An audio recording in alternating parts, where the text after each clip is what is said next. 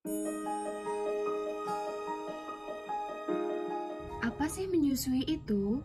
Nah, jadi menyusui itu merupakan keseluruhan proses dari diproduksinya ASI hingga bayi menghisap dan juga menelan ASI. Menyusui merupakan peristiwa yang sangat spesial antara ibu dan juga bayinya.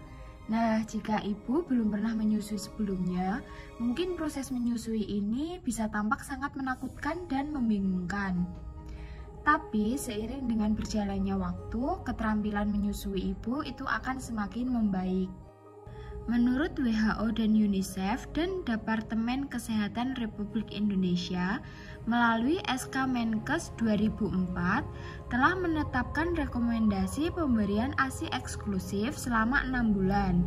Sebab ASI ini merupakan nutrisi terbaik untuk bayi.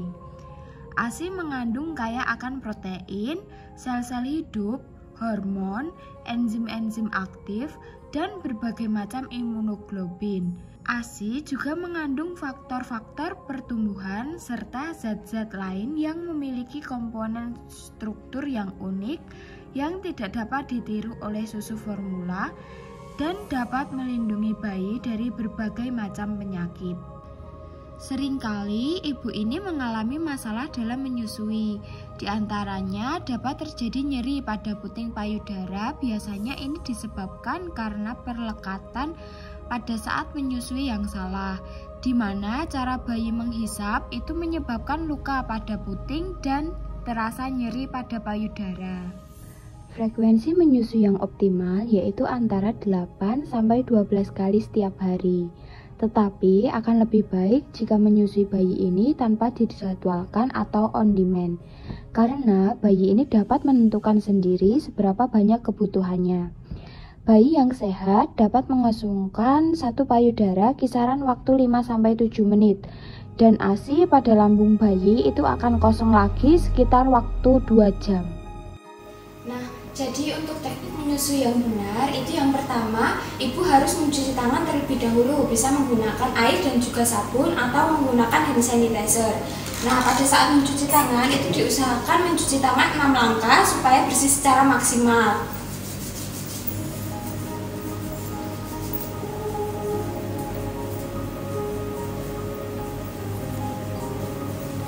Setelah mencuci tangan, kita posisikan tubuh kita itu duduk pada kursi, kemudian kakinya diupayakan untuk tidak menggantung dan bersandar pada kursi dalam posisi yang nyaman.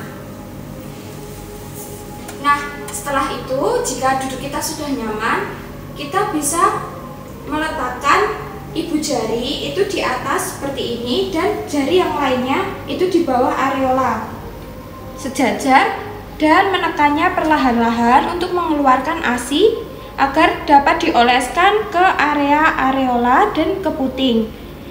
Nah, manfaat dari mengoleskan ASI ini adalah sebagai disinfektan dan untuk melembabkan areola dan juga puting susu. Nah, jika posisi duduk ibu ini sudah nyaman dan juga sudah benar, yang selanjutnya adalah posisi dalam menyusui bayi.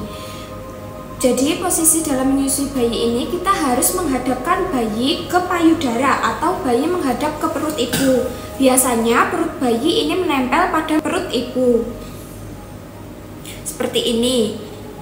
Nah, yang selanjutnya adalah memposisikan bagaimana cara memegang bayi dalam menyusui. Jadi telapak tangan ibu memegang area bokong bayi, kemudian siku dan lengan ibu ini untuk menopang kepala bayi. Seperti ini. Nah, jika ibu menyusui menggunakan payudara yang kiri, maka lengan yang digunakan juga lengan yang kiri. Jika ibu menyusui dengan payudara yang kanan, maka lengan yang digunakan juga lengan yang kanan, seperti itu. Yang selanjutnya, kita atau ibu harus memposisikan salah satu lengan bayi yang berada di bawah ini ke area belakang, seperti ini. Nah, yang selanjutnya adalah telinga bayi dan juga lengan bayi ini harus berada pada satu garis lurus, atau baik kepala bayi itu tidak boleh miring ke sini. Jadi hanya kepalanya saja yang miring, tapi lengannya atau badan bayi itu juga harus ikut miring pada saat menyusui. Nah, setelah posisi bayi ini sudah benar, yang harus diperhatikan selanjutnya adalah pelekatan dalam menyusui. Jadi, sebelumnya itu ibu bisa mengarahkan ibu jari ke bagian atas areola dan jari lainnya itu ke bagian bawah areola. Seperti ini membentuk huruf C, jangan ditekan, hanya menahan saja. Nah, yang selanjutnya kita harus memberikan rangsangan kepada bayi agar bayi membuka mulut. Jadi cara merangsangnya itu dengan cara menempelkan puting susu ke pipi bayi atau ke sudut mulut bayi seperti ini. Dilakukan secara perlahan-lahan sampai bayi itu membuka mulutnya. Nah, setelah bayi membuka mulut, kita dengan cepat bisa memasukkan puting hingga bagian areola ini ke dalam mulut bayi dengan cepat. Nah, usahakan sebagian besar areola ini masuk ke dalam mulut bayi agar tidak terjadi puting susu lecet karena posisi pelekatan yang salah. Nah, setelah itu, jika bayi sudah mulai menghisap, payudara itu bisa dilepaskan dan tidak perlu dipegang lagi. Nah, yang selanjutnya yang perlu kita perhatikan ini adalah tanda pelekatan bayi yang baik. Biasanya disebut dengan teknik CALM. Jadi, CALM atau CALM berarti C-nya itu chin atau dagu bayi yang menempel pada payudara bagian bawah. A untuk areola. Jadi sebagian besar areola ini masuk ke dalam mulut bayi, terutama areola bagian bawah.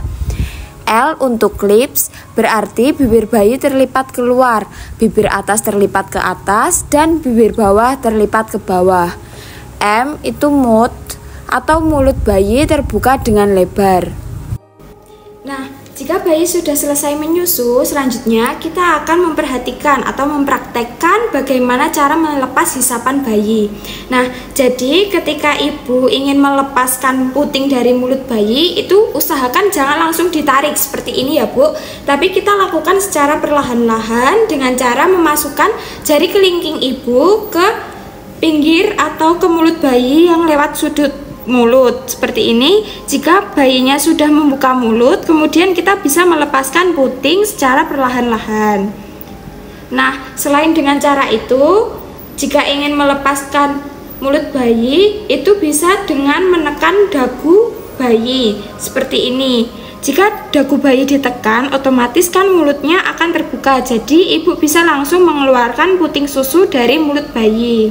Seperti itu. Nah, jika ibu sudah selesai menyusui, itu ibu bisa melakukan teknik C tadi untuk memegang atas areola dan bawah areola dan mengeluarkan sedikit air susu atau ASI, kemudian dioleskan ke sekitaran puting dan juga ke sekitaran areola untuk menjaga kelembapan puting susu dan areola susu ibu.